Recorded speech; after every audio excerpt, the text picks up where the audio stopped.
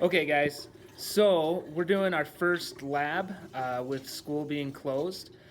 For this lab, we're talking about washing our hands, and I have a couple of people to help me here.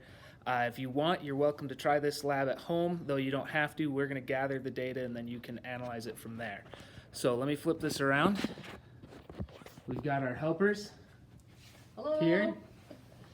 What we're going to do is we're going to wash our hands. So if you notice on the slides, there's a diagram. Mr. Nielsen's going to wash his hands following that diagram. While he's washing his hands, Mrs. Larson's going to be collecting water in these 2-liter bottles to measure how much water is being used during the time it takes for Mr. Nielsen to wash his hands. Are you guys ready?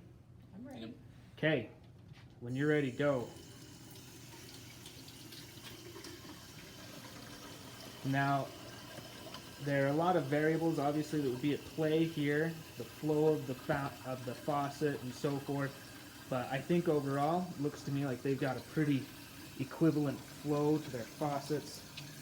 Okay, Mr. Nielsen's using proper hand wash technique, very important in this time that we're going through right now.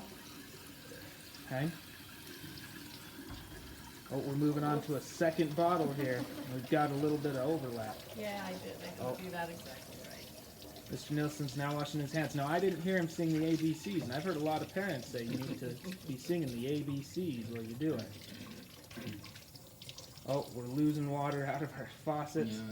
Okay, we can turn it off. Okay. Color good. Let's look. So, We might need. what do we think there? So we've got one full 2-liter, and I would probably guess a little over a half. It looks like it's halfway up, but because it tapers at the top, then we're going to call that a little over half. So let's, would we say like 3 1/4 without having technically measured? Okay. All right. So now we get to try it again.